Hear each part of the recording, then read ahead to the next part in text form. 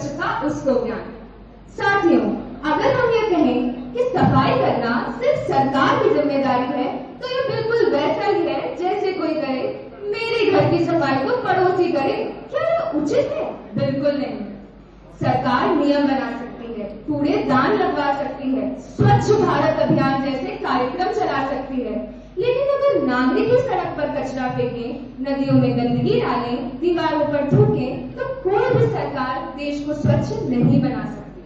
स्वच्छता एक आदत है, एक संस्कार है, जिसकी शुरुआत घर से होती है, माँ के संस्कारों से, स्कूल की शिक्षा से और हमारी सोच से।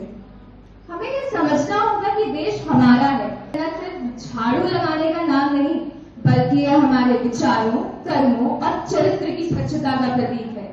अगर हम ये सोच लें कि हम अपने घर, गली और आसपास को साफ रखेंगे, तो सरकार को कुछ कहने की जरूरत ही नहीं पड़ेगी। सदन में उपस्थित सभी का ध्यान मैं एक महत्वपूर्ण बिंदु पर आकर्षित करना चाहूंगी कि हमारी संस्कृति और परंपरा ही कुछ इस प्रकार है जिसमें स्वच्छता को अध्यात्म से भी जोड़ा जाता है।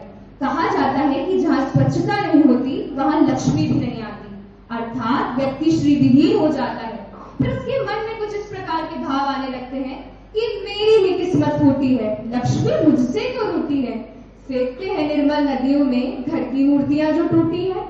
साथियों, जब हर हाथ झाड़ू उठाएगा, हर मन संकल्प करेगा, तभी सच्चे अर्थों में भारत स्वच्छ भारत बनेगा।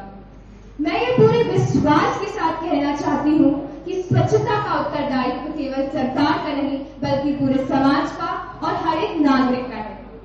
आइए हम सब मिलकर प्रतिज्ञा लें कि ना कचरा फैलाने दें, ना खुद फैलाएं, स्वच्छता की किरण हर घर में लाएं, पटाखों की दिवाली खूब मनाएं, अब स्वच्छता का छोटा दीप जलाएं, अब स्वच्छता का छोटा दीप जलाएं। जय हिंद, जय भारत।